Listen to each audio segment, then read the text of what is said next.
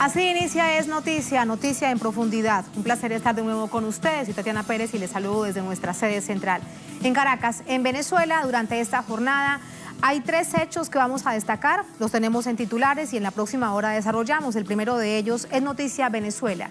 El ataque cibernético contra el sistema eléctrico nacional tiene varios rostros. Algunos están fuera del país y ya hay solicitud de Interpol en Estados Unidos, Colombia y España. Este anuncio del Ejecutivo se da justo a 3 meses de la autoproclamación del diputado Guaidó como presidente en busca de derrocar a un gobierno legítimo. Tenemos información, tenemos el análisis. Segundo tema que es noticia, Brasil. Alto Tribunal reduce la condena del expresidente Lula a 8 años. La decisión abre la posibilidad de prisión domiciliaria en septiembre, pero no es suficiente. El Comité Lula Libre sigue luchando para que se haga justicia. Tercer tema que es noticia, salimos de la frontera de América Latina, España. Como si se tratara de un combate de boxeo, los 4 principales aspirantes a la primera magistratura dieron sus mejores golpes rectos, todos contra todos. En este segundo debate, el show fue el protagonista. ¿Y qué pasó con los problemas medulares del país y el independentismo catalán? Vamos a verlo. En Noticia Casi comienza. Bienvenidos, bienvenidas.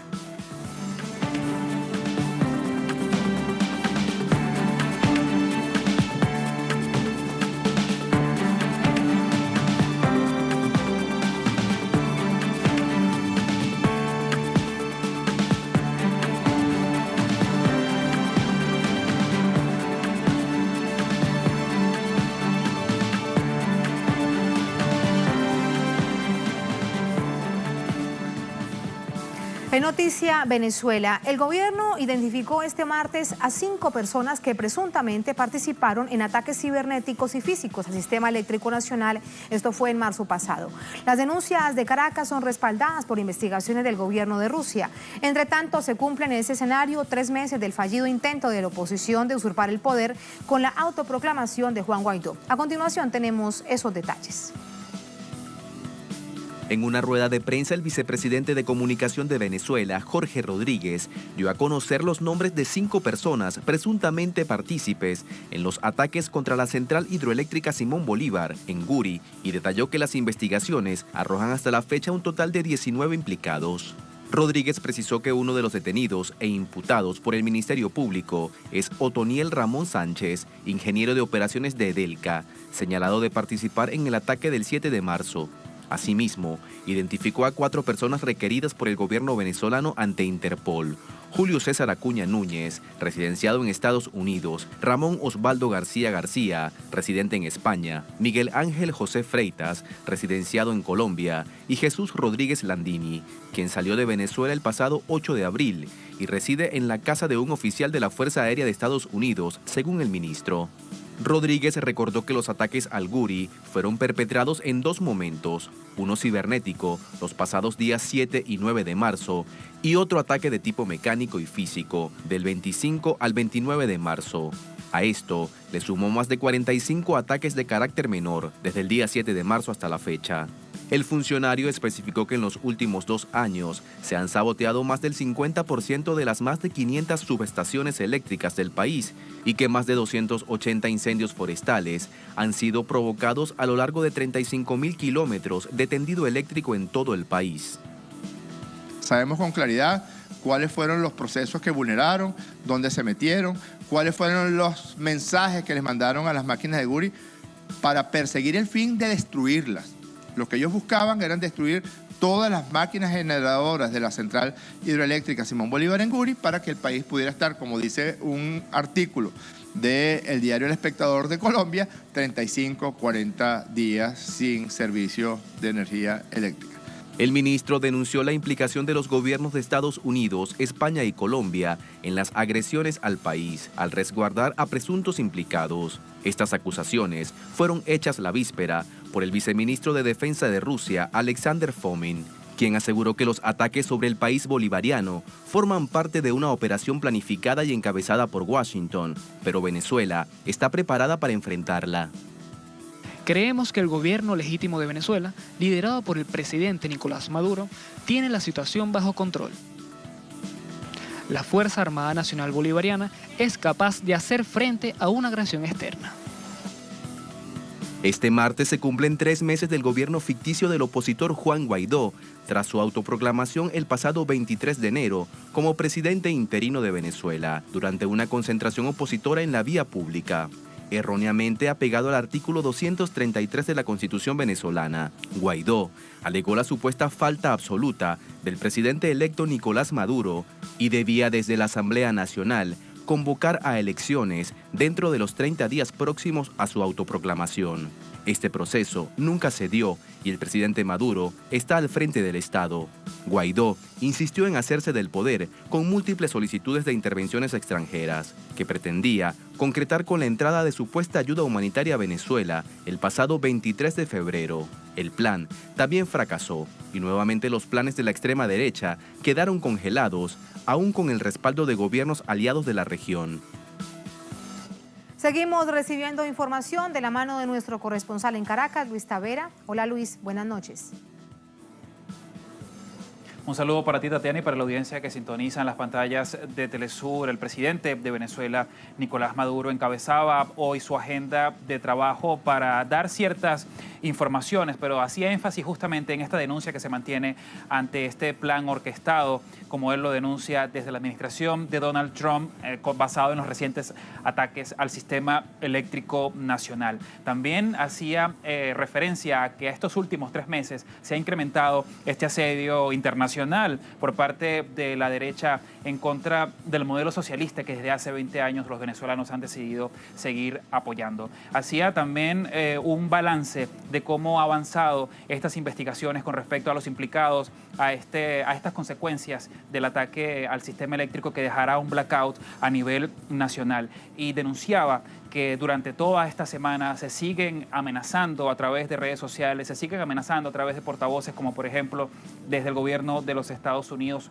acción que ha denunciado muy bien la administración del gobierno de Rusia, que Estados Unidos mantiene esta opción militar, pero que además sigue impulsando unas amenazas a estos ataques cibernéticos y estos ataques electromagnéticos en contra del suministro de energía de Venezuela. Por otro lado, al sector de trabajadores del Sistema Eléctrico Nacional, de las telecomunicaciones, se mantienen en debates permanentes, en asambleas de la clase obrera nacional para plantear medidas, y ellos dicen que desde cualquier escenario es prudente para seguir impulsando este apoyo y este respaldo al servicio eléctrico nacional. Por ejemplo, los trabajadores de la Corporación Nacional de Electricidad, Corpoelec, dicen que plantearán una plataforma unitaria de trabajadores y plantearla ante la Asamblea Nacional Constituyente, plantearle directamente al presidente Nicolás Maduro medidas que sirvan desde las empresas, desde los lugares de trabajo, medidas que sirvan para seguir denunciando qué es lo que se esconde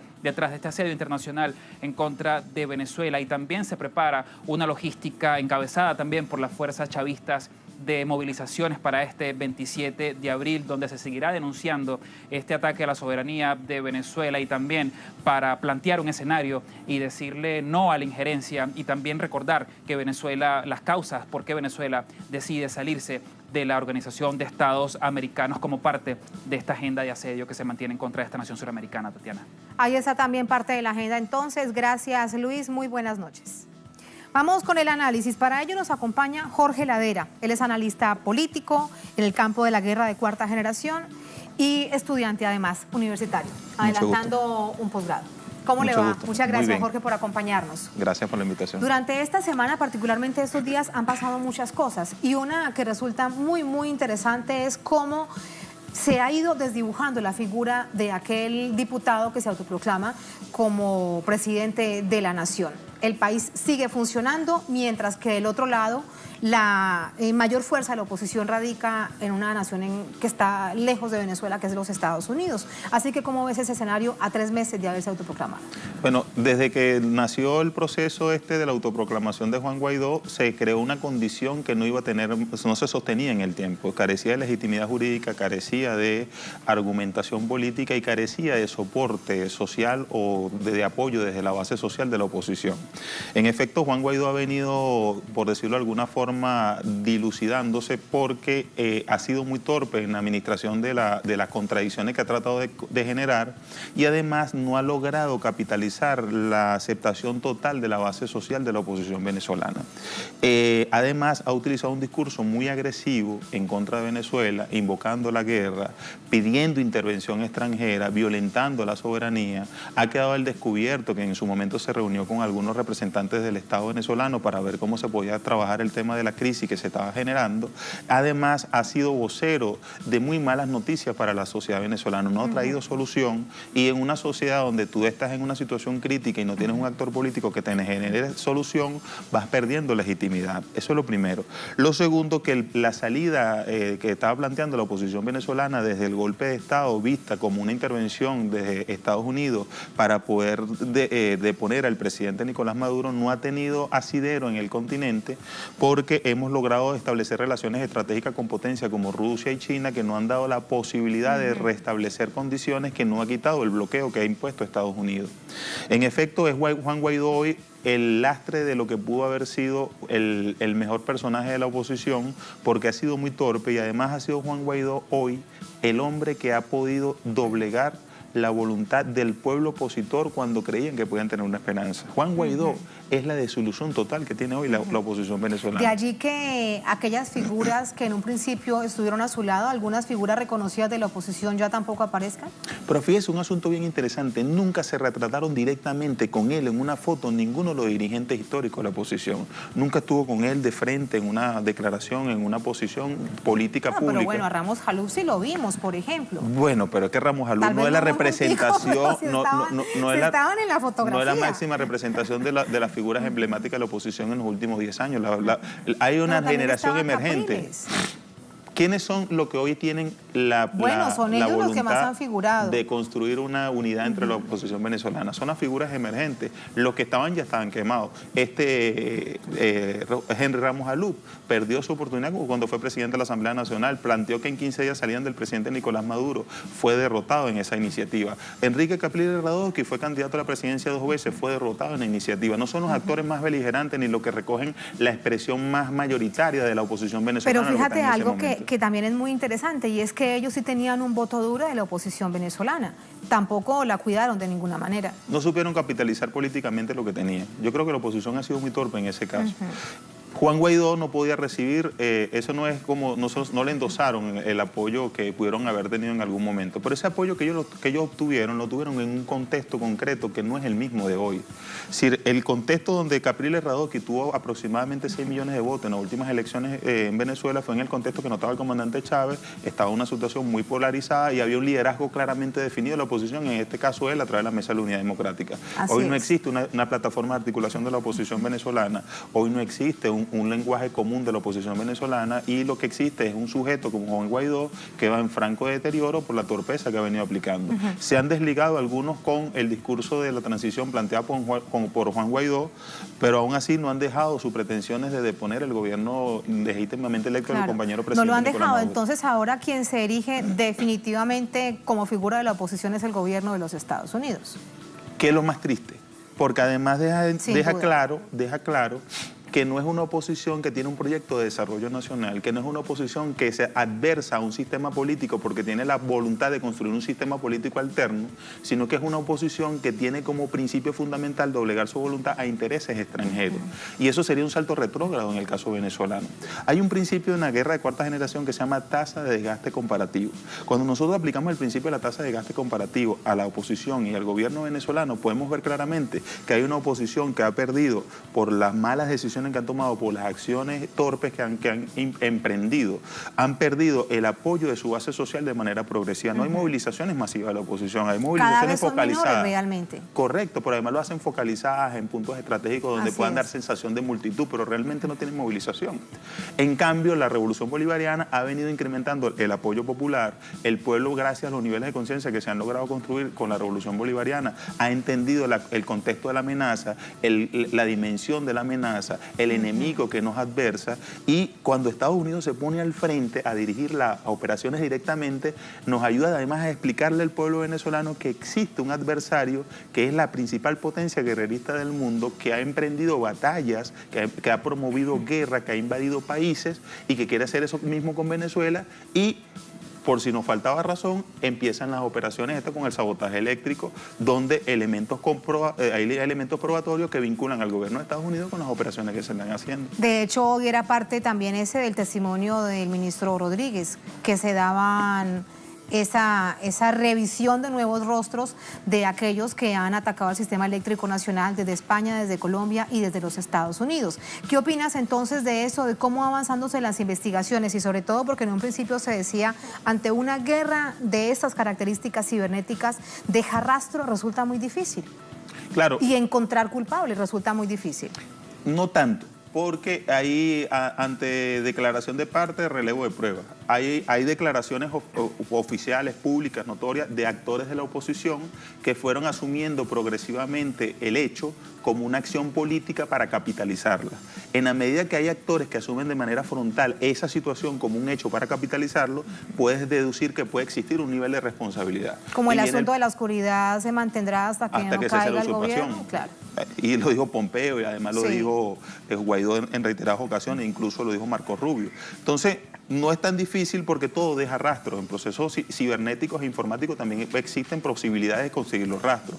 Lo que hoy se está haciendo en Venezuela es un paso importante para demostrar, primero, la capacidad del Estado venezolano de enfrentar un ataque de este tipo con el restablecimiento del servicio de manera progresiva y los planes de contingencia de distribución de carga, la capacidad del Estado de la implementación de la justicia, porque lo importante aquí es poder luchar en contra de la impunidad. Si las acciones tienen que tener un rostro, tienen que tener un responsable, y ese responsable tiene que pagar una pena. Ese es el mensaje que se envía hoy. Eso, y es necesario que se vea así, porque lo que pretenden hacer con Venezuela ante el escenario internacional es mostrar a Venezuela como un Estado fallido, un Estado sin capacidad de operar, un Estado sin capacidad de administrar la situación interna de la nación, un Estado sin capacidad de responder ante agresiones. Cuando nosotros respondemos con el restablecimiento progresivo del sistema, cuando respondemos con un plan de investigación, dando con responsables directos, con autores materiales, con autores intelectuales, posiblemente pudieran salir rasgos de financiamiento de quienes pudieron promover ese tipo de actividades. Demuestra la fortaleza del Estado venezolano en el hecho de la justicia y la aplicación de la justicia. ¿Y no importa que Estados Unidos sea el impune? ¿O ya está por sentado que Estados Unidos nunca pagará por sus culpas? No hay impunidad en este caso, porque ante la historia no hay impunidad. Es posible que los organismos internacionales a los que Venezuela se ha suscrito a través de los convenios y los acuerdos internacionales tal vez no apliquen la justicia como nosotros la deseáramos, pero la historia no perdona. Ante la historia va a quedar el registro concreto de que existe una nación en el norte de América que usó todo su recurso para destrozar la democracia en América Latina.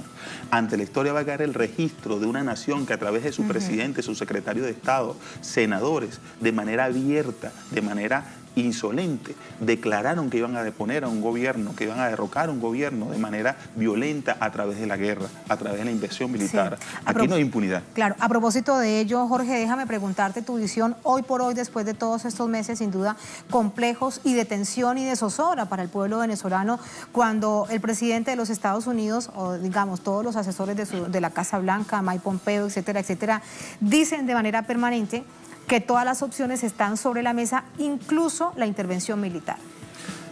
Hay un libro de finales de los 80 de Donald Trump que es su estrategia de negociación.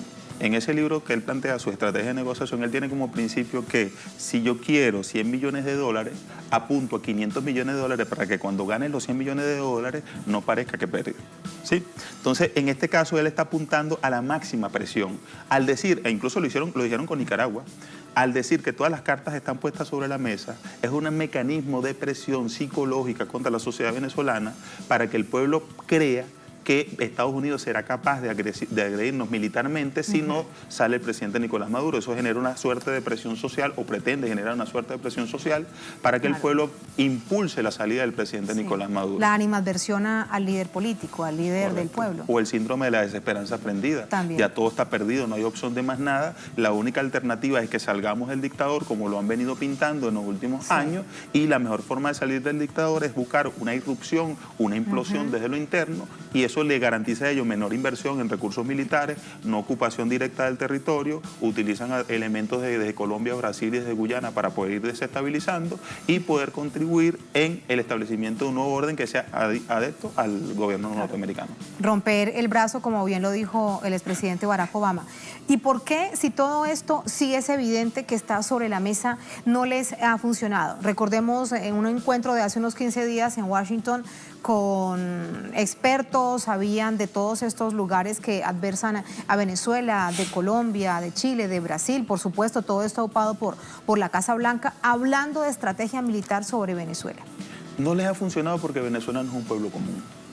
Si nosotros estamos pisando la tierra que vio nacer al pueblo que libertó a un continente. Es un pueblo que entendió el papel que le correspondía jugar como sujeto histórico. Con el comandante Chávez, el pueblo venezolano pasó de ser objeto de la política a ser sujeto de la política. No han logrado su propósito porque no han entendido a plenitud la característica del pueblo venezolano, la resiliencia que tiene el pueblo venezolano, cómo convierte la adversidad en oportunidad para la transformación. Pero entonces esto quiere decir que Estados Unidos sí lo ha entendido, porque en otras oportunidades nos hemos preguntado, ¿será que es que no saben leer al pueblo chavista, al pueblo venezolano? Cuando me dices esto, pareciese entonces que sí lo ha entendido y saben de qué está hecho el pueblo venezolano. Sí, de haberlo entendido, las estrategias fueran más asertivas, pero no han sido asertivas. Si las estrategias han sido estrategias que se diluyen en el tiempo porque no toman en cuenta el papel político que juega el pueblo. Por ejemplo, con el tema del sabotaje eléctrico, con los apagones. Ellos pretendían que con apagones de más de 72 horas el pueblo se calentara y saliera a la calle. No fue así, no fue así. Si yo soy testigo de hecho de ver al pueblo jugando dominó, sintiéndose resolver, compartiendo la vela, compartiendo la comida. Antes que se descompusiera la comida, las personas compartían lo que tenían. Yo lo vi en las comunidades. Vi personas cargando agua por kilómetro, es cierto, porque el sistema fue saboteado. Pero vi un pueblo que se solidarizó, que se entrelazó, que se articuló. Ellos no entienden todavía el fenómeno del pueblo venezolano. Además, Venezuela es un fenómeno que puede sacar de su casilla a cualquier psicólogo, antropólogo, politólogo, porque Venezuela es una expresión de nuevo tipo de la construcción de una sociedad alternativa. El proyecto venezolano, gracias al esfuerzo que hizo el comandante Chávez, ha hecho que emerja desde lo más profundo del sentimiento venezolano la capacidad de resistencia. Nosotros somos el pueblo que cruzó los páramos andinos, descalzo y sin camisa, para liberar Bolivia. Nosotros somos el pueblo que tuvo los llanos venezolanos combatiendo contra Bove. Nosotros somos el pueblo que construyó la revolución bolivariana y en abril del año 2002 restableció el hilo constitucional. Pero además somos el pueblo que en el momento más duro donde se murió nuestro líder fundamental, el hombre que construyó la alternativa para América Latina, con las lágrimas todavía en el rostro y el dolor en el alma, elegimos a Nicolás Maduro como presidente. Somos el pueblo que a pesar de la adversidad, a pesar del bloqueo económico, seguimos estudiando, seguimos investigando, seguimos produciendo, seguimos trabajando. Somos un pueblo que tiene conciencia del papel que le corresponde jugar. Recientemente yo estuve en México en el Seminario Internacional del Partido de los Trabajadores y veía cómo todos los partidos de izquierda del mundo, porque ahí participan partidos de los 5 continentes del mundo, cómo los partidos de izquierda del mundo reconocían la grandeza del pueblo venezolano. Y puede sonar poco modesto cuando lo dice un venezolano, pero debo decirle con conocimiento de causa, este es un pueblo que salió de la catatumba, esto es un pueblo que vino de ese profundo sueño donde nos habían sumergido a despertar para no dormir jamás. No, de hecho, volviendo, bien hablas de la historia de manera sintética, pero volviendo a la coyuntura, el mayor ejemplo de eso es la reacción tan gallarda del pueblo venezolano ante el sabotaje eléctrico. Me queda algo por preguntarte, Jorge, y tiene que ver también con otro hecho que ha marcado estos meses. El plan supuesto de la ayuda humanitaria, el 23 de febrero, que no se permitió una invasión, porque en términos concretos y en el derecho internacional es eso lo que iba a suceder, una invasión de una nación a otra, en este caso de Colombia hacia Venezuela. ¿Qué, digamos, hecho clave marca ese asunto para el país en medio de esta agresión? Primero se demostró que no era una ayuda humanitaria porque tenía detrás de sí unas pretensiones, como bien usted lo dice, belicistas. Tenía como principio la violación del derecho internacional y la violación de la soberanía venezolana, y las Fuerzas Armadas y las organizaciones populares no lo permitieron. Incluso el camión siniestrado que ellos mismos incendiaron, después cuando se analiza, tenía elementos para guarimbas, tenía elementos para protestas, tenía guayas, tenía clavos, tenía elementos inflamables. Esa ayuda humanitaria era un caballo de Troya que trataban de garantizar que ingresara a Venezuela para poder desde allí empezar a implosionar la legitimidad del Estado venezolano. La respuesta del Estado venezolano y la respuesta del presidente Nicolás Maduro, y hay que decirlo, la respuesta del presidente Nicolás Maduro fue extremadamente brillante. Venezuela tiene carencia de algunos elementos básicos como consecuencia de un bloqueo internacional que no han establecido de manera unilateral Estados Unidos, con una pérdida de más de 350.000 millones de dólares en activos y en activos fijos y financieros.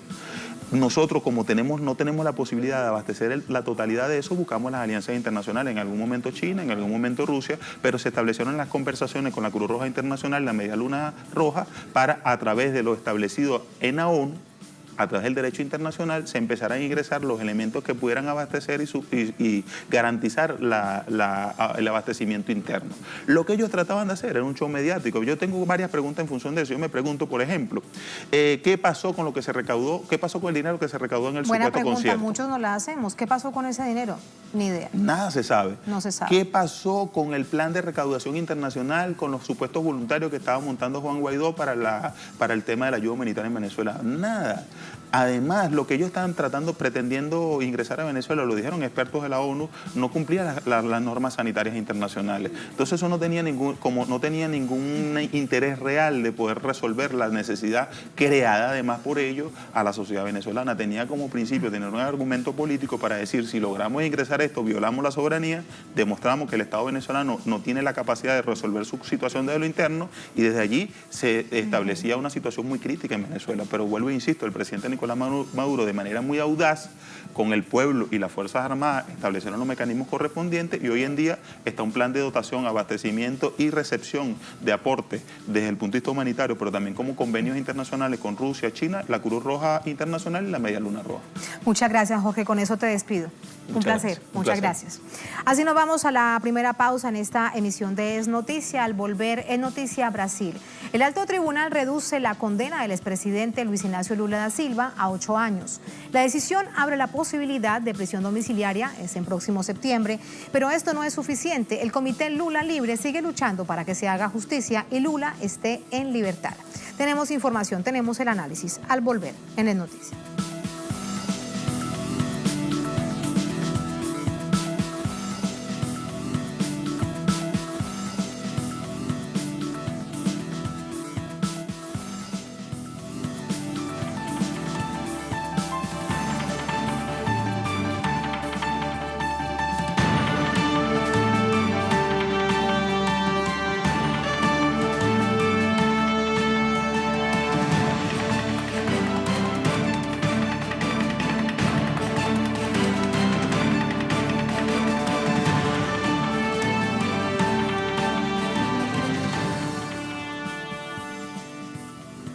En Noticia Brasil, este martes el Supremo Tribunal de Justicia redujo la condena del expresidente Luis Ignacio Lula da Silva, una disminución de pena que podría dar paso a la posterior libertad condicional del expresidente. Con detalles a continuación.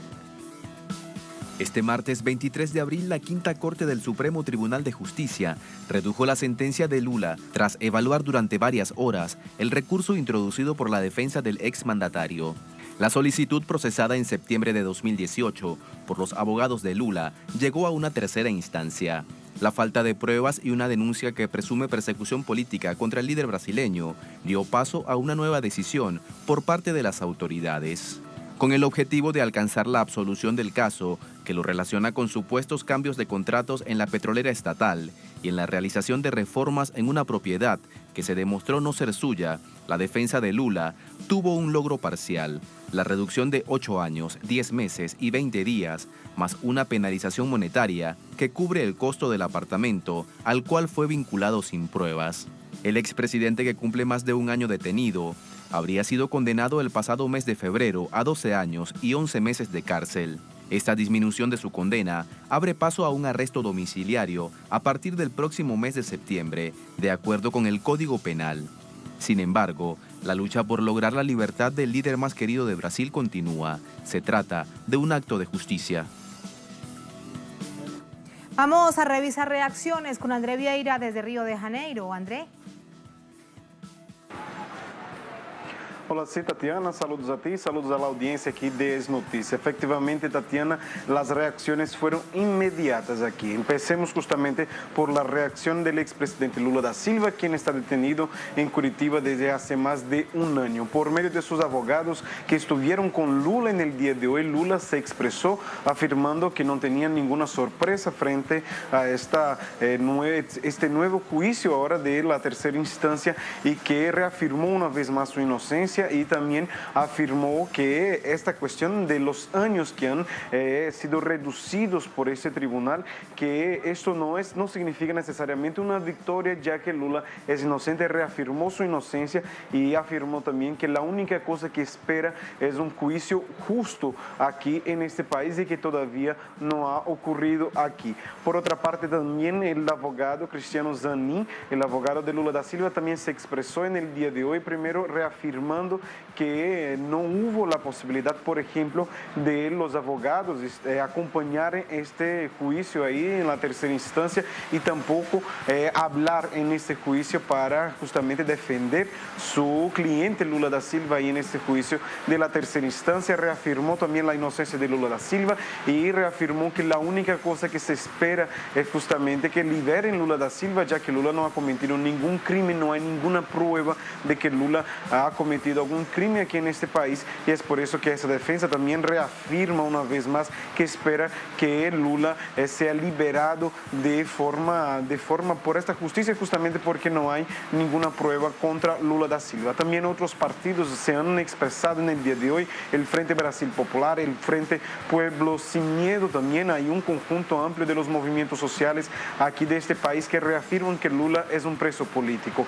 En las próximas semanas también se esperan nuevas movilizaciones aquí en este país para reafirmar la inocencia de Lula da Silva y para recordar que esto se trata de un juicio político más. Esto porque, Tatiana, como muy bien ustedes ya nos adelantaron, esta decisión fue unánime ahí por este tribunal, pero una vez más ellos llegaron ahí ya con sus sentencias que están de acuerdo. Fue una unanimidad ahí en este lugar, por lo que los juristas también reafirman que esto ya estaría coordinado entre estos jueces de la tercera instancia para hacer esta nueva condena contra Lula da Silva. Pero por supuesto también por aquí los movimientos reafirman, incluso la defensa del expresidente Lula, que esto es un nuevo paso, porque por primera vez un tribunal ha reconocido que la sentencia contra Lula da Silva de la primera instancia y de la segunda instancia fue abusiva y es por eso que han retirado cerca de 4 años de esta condena de Lula da Silva, que fue condenado, recordemos, en la primera instancia a 9 años, luego en la segunda instancia a 12 años y ahora tiene su sentencia de 8 años. Esto significa que el próximo septiembre Lula podría cumplir la prisión domiciliaria, pero recordemos que además de este proceso contra Lula da Silva, también hay otros 2 procesos y que pueden incluso, Tatiana, impedir que Lula cumpla esta sentencia en su casa, una prisión domiciliaria. Esto porque se viene una nueva condena, Lula no podría, por ejemplo, disfrutar de este derecho de esta prisión domiciliaria. Tatiana. Están las reacciones. Gracias, André. Muy buenas noches. Vamos de inmediato con el análisis. Para ello nos acompaña Breno Altman, periodista, director de Opera Mundi, con nosotros desde Sao Paulo. Breno, ¿cómo estás? Buenas noches. Buenas noches, Tatiana Pérez. Buenas noches a todos los que nos escuchan. Muchas gracias. Breno, ¿cómo interpretas esta reducción, esta rectificación que hace este tribunal? ¿Qué debe entenderse y qué debe leerse allí? Bueno, hay 2 elementos fundamentales. El primer elemento, el tribunal se mantuvo en el territorio del fraude judicial. O sea, el tribunal mantuvo una condena injusta, una condena sin pruebas, mantuvo en la esencia las decisiones de las cortes inferiores especialmente mantuvo la sentencia que fue dictada por el juez Sergio Moro, que hoy es ministro de Justicia de Bolsonaro. Entonces, ese es el primer elemento. El tribunal se mantuvo en el territorio del fraude judicial, de la persecución política contra Lula. Pero con el desgaste de la operación Lava Jato, con el crecimiento de la solidaridad nacional e internacional a Lula, el tribunal también tuvo que recular en un tema. ¿Cuál es el tema? El tema de la dosimetría de las condenas, el tema de la cantidad de años y las reparaciones financieras a las cuales Lula estaba anteriormente condenados. Reconocieron que esos años establecidos por Moro y las multas financieras eran abusivas y las reducieron de 12 años y un mes para 8 años y 10 meses el tiempo de condena, y reducieron las reparaciones financieras desde 6 millones de reales para algo como 2.5 millones de reales.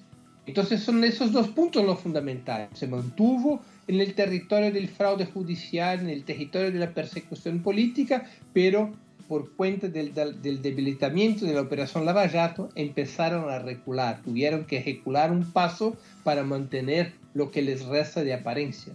Claro, ahora debe verse también como un pequeño logro de la defensa de las movilizaciones de la campaña nacional de Lula Libre, también a nivel internacional, de declaraciones de los intelectuales, Premio Nobel de Paz, etcétera, etcétera.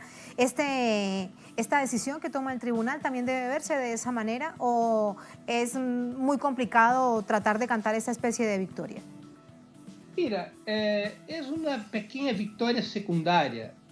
La esencia de la decisión del tribunal fue la manutención de la condena del presidente. Incluso esa pequeña victoria que se pudo obtener hoy no tiene aplicación inmediata.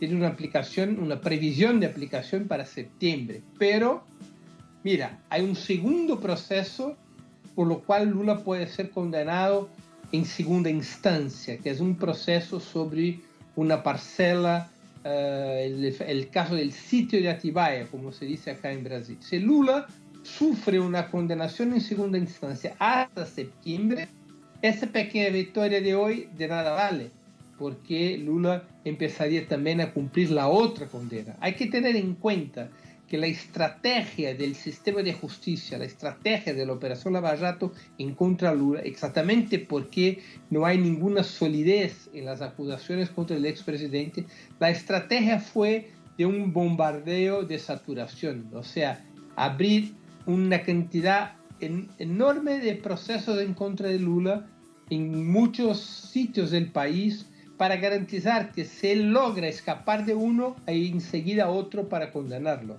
Hay que llevar eso en cuenta también. O sea, ¿cuál es la cuestión de fondo en eso, Tatiana? Es que esos sectores del sistema de justicia están articulados para condenar Lula. No es un juicio normal, es un juicio político, es un juicio que se superdita a un objetivo político que fue el año pasado la marginalización de Lula del proceso electoral, y en ese momento sacar Lula de las calles, mantenerlo lejos de las calles para que el gobierno Bolsonaro y las élites del país puedan implementar su programa liberal con menos resistencia del pueblo. Ellos saben que poner Lula de vuelta a las calles significa ampliar la resistencia del pueblo. Por eso trabajan, operan, conspiran para mantener Lula preso, para mantener Lula bajo una situación de inmovilidad política e incomunicación. Para mantenerlo en silencio. Entonces, jurídicamente, ¿qué es lo que sostiene este caso de Lula cuando evidentemente todo se ha ido desmoronando? Me refiero desde el sistema judicial. Si no hay pruebas, no hay una contundencia, es una presunción de que sí pudo haberlo hecho, lo cual eso en el derecho en ninguna parte del mundo existe. ¿Qué sostiene judicialmente el caso de Lula para este sistema brasileño? De hecho, ese proceso jurídico de poco a poco se va a desmoronar internacionalmente, se va a desmoronar internamente, y ya empezó a desmoronar. Cuando la operación Lava Jato, el Superior Tribunal de Justicia, como se pasó hoy, es obligado a recular, se siente obligado a reducir la condena de Lula, eso es un señal de que ellos ya no tienen más la misma fuerza de antes, que ese proceso todo empezó a desmoronar. Pero el tema central es más bien político que jurídico. Esa situación jurídica de Lula va a cambiar si el pueblo empieza a movilizarse cada vez con más fuerza dentro del país. Si cada vez más la solidaridad democrática interna e internacional logra poner el gobierno brasileño y el sistema de justicia bajo presión. Es un tema fundamentalmente que tiene que ver con la situación política del país. Sí, Breno, y ese espíritu, déjame preguntarte, ¿y ese espíritu de movilización persiste, existe? Mira, es un proceso paulatino. Hay que llevar en cuenta que en el año pasado, con la victoria de Bolsonaro, el pueblo tuvo una derrota importante, una derrota estratégica. El pueblo recula después de una derrota y empieza a moverse o reempieza a moverse de poco a poco. Entonces, estamos en un proceso, es un proceso paulatino, no es un proceso inmediato. Pero sí, seguro, la tendencia en el país, sea por las reformas neoliberales de Bolsonaro, sea por sus ataques a la democracia, sea por la prisión de Lula, la tendencia en Brasil es un creciente movimiento popular. Y el crecimiento del movimiento popular es que puede poner las instituciones judiciales bajo presión y obligarlas a anular el juicio fraudulento de Lula y establecer un juicio honesto e imparcial para que el presidente pueda tener su derecho de defensa de ser inocentado de las falsas acusaciones que hacen en contra de él. Muchas gracias, Breno, por ese análisis. Un placer como siempre. Buenas noches. Buenas noches, siempre a la orden de Telesur. Muchísimas gracias. Así nos vamos a la segunda, última pausa en esta emisión de esa noticia. Al volver, en Noticia de España, si salimos de la frontera de América Latina. Y como si se tratara de un combate de boxeo, como un ring, los 4 principales aspirantes a la primera magistratura dieron sus mejores golpes rectos, todos contra todos. En este segundo debate, el show fue el protagonista y nos preguntamos, ¿pero qué pasó con los problemas medulares del país y el independentismo catalán? Un asunto transversal a la política del país. Vamos a revisarlo al volver, aquí en El Noticia.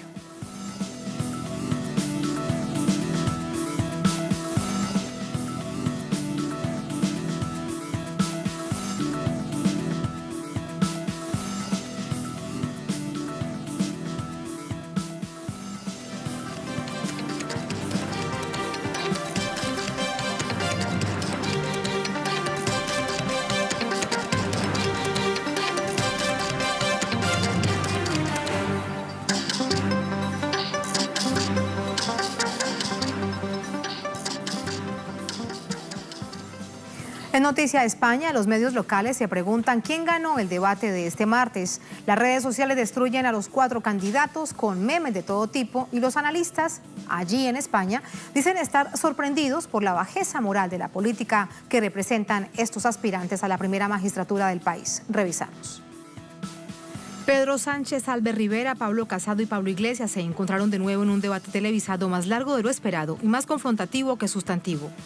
Aunque de antemano había una agenda pactada, la mayor parte del tiempo fue para jugar en la primera línea de la agresión.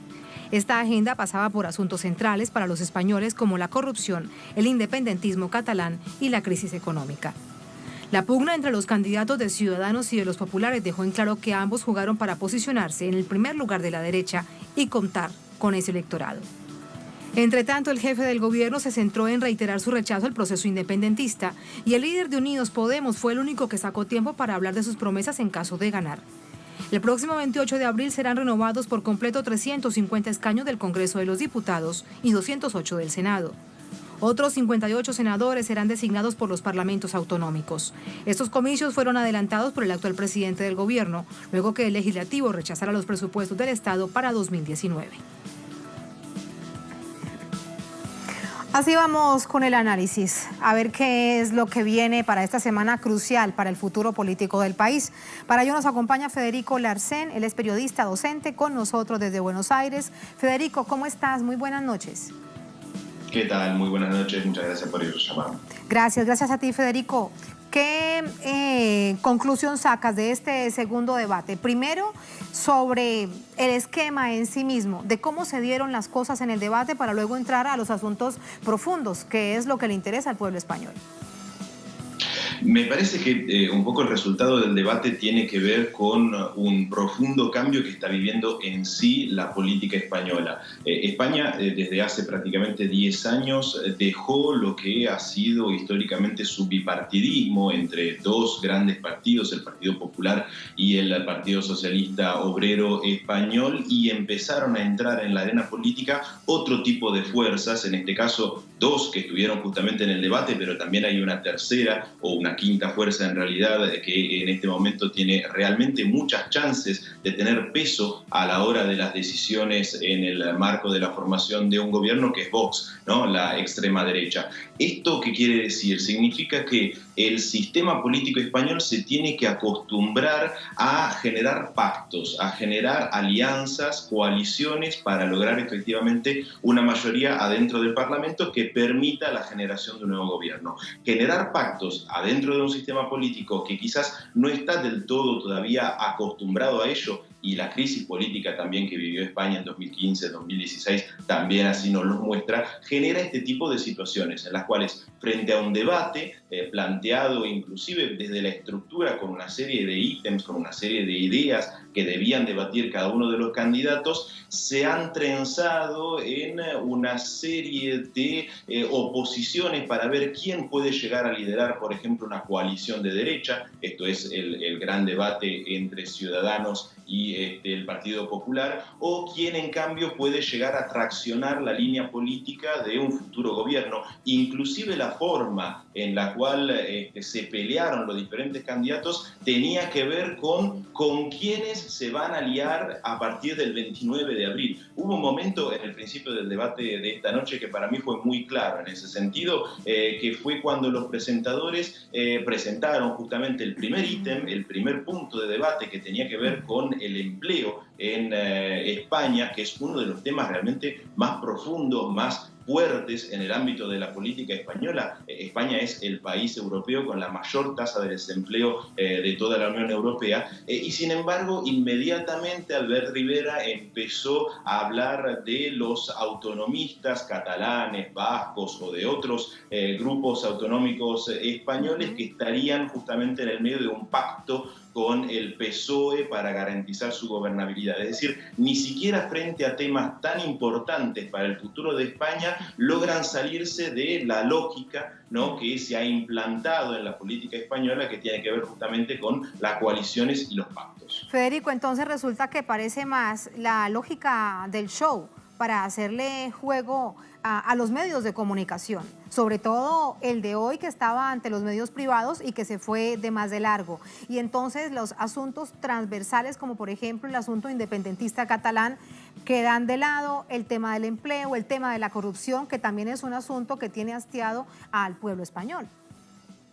No sé si quedan del todo de lado ese tipo de temas, como por ejemplo la cuestión del independentismo o la cuestión de la corrupción, no porque se los ataque o se razone sobre las posibilidades de una agenda pública o de una política pública para enfrentar ese tipo de situaciones, sino porque pueden servir como arma para justamente endilgarle al otro, al oponente, una serie de pecados que pueden llegar a ser o pueden llegar a resultar beneficiosos en función del discurso político de cada uno.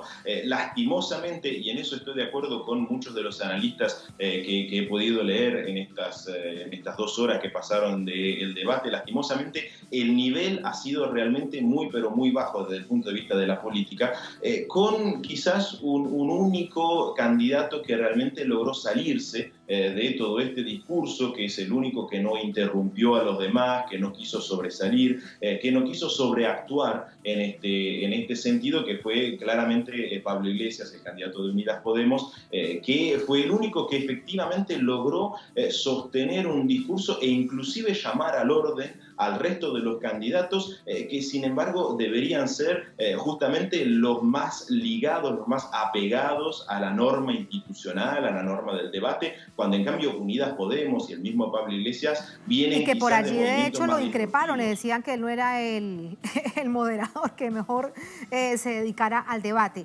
A propósito de Unidos Podemos, también llegan a este proceso de elecciones generales del próximo domingo muy fragmentados. Hace muy pocos meses sucedió una situación que resultó inesperada, pero bueno, se hace toda parte de otra figura tan importante como es Íñigo Errejón desde el momento de 2015 cuando se conforma Unidad Podemos. ¿Eso cómo se va a reflejar en este proceso de elecciones?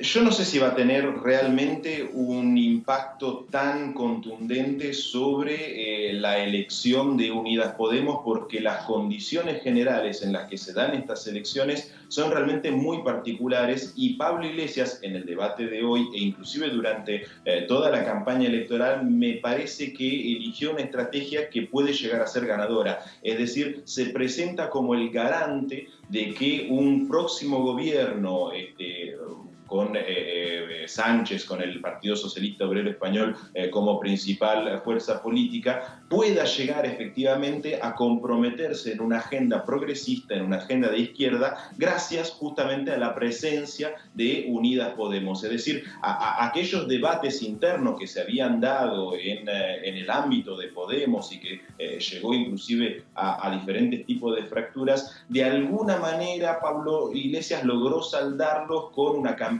electoral que efectivamente tiende a arrastrar los sectores más de izquierda del PSOE hacia Unidas Podemos, e inclusive algunos sectores que quizás no están del todo convencidos o que se encuentran adentro de ese 30-40% de indecisos, eso depende de la encuestadora que uno vaya a mirar, que todavía no han elegido a quién votar y que encuentran efectivamente en la proposición de Unidas Podemos algo que puede llegar a ser atractivo.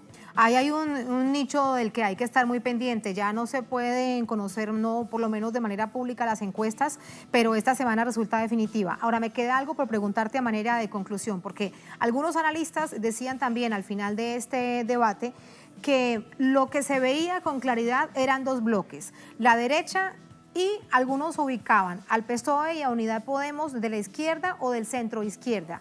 ¿Es así? Porque, entre otras cosas, aunque Vox no esté presente en los debates, pues realmente ya está en la realidad del país.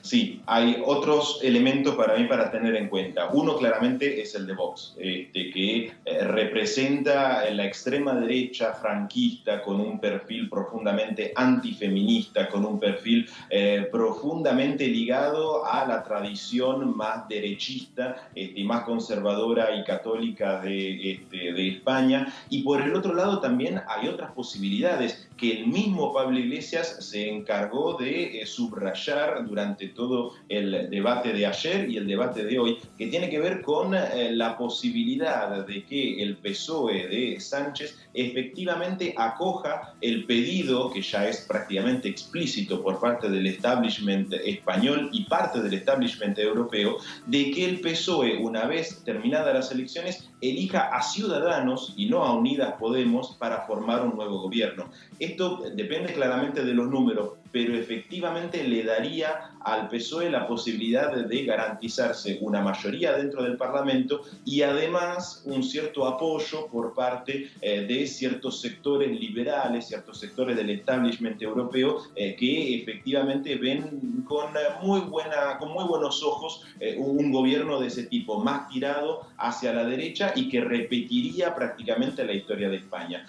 Me parece que en cambio una posibilidad concreta de cambiar la historia reciente, en realidad la historia, la tradición política de España desde el 78 hasta hoy, puede llegar a ser efectivamente una gran coalición de izquierdas a donde participen también, y ese para mí también es el otro dato que hay que tener en cuenta de cara a las elecciones del domingo, a donde participen también los partidos de las regiones autonómicas. Una coalición entre Unidas Podemos, el PSOE y diferentes partidos, por ejemplo los partidos catalanes, por ejemplo los nacionalistas vascos o otro tipo de partidos locales, podría efectivamente ser muy representativa de esa España diversa a la cual intentaron hablar hoy los progresistas, y que podría efectivamente llegar a replantear el sistema político español ya de una manera mucho más estable y no tan a los empujones como está haciendo en estos periodos, ¿no? Claro, en todo caso, con eso te despido, Federico. Habría que ver qué agenda plantearía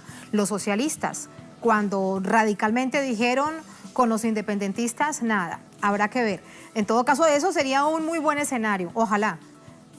¿Hasta dónde están dispuestos efectivamente a negociar ese gran tema? Pedro Sánchez tiene que llamar a elecciones justamente por perder el apoyo de estos partidos. Exactamente. Federico, un placer. Muchas gracias. Buenas noches. No, por favor, cuando quieran. Buenas noches. Muy buenas noches. Gracias también a todos ustedes. Así ponemos punto final a esta emisión de Noticias. Cerramos nuestra pantalla tradicional. Nos quedamos en redes sociales. @Noticia Telesur, @Tatiana Telesur. Durante esta jornada, otro hecho fue noticia muy doloroso. Lo seguimos aquí en Noticia, en el servicio informativo de Telesur. Con eso los dejamos. Hasta mañana.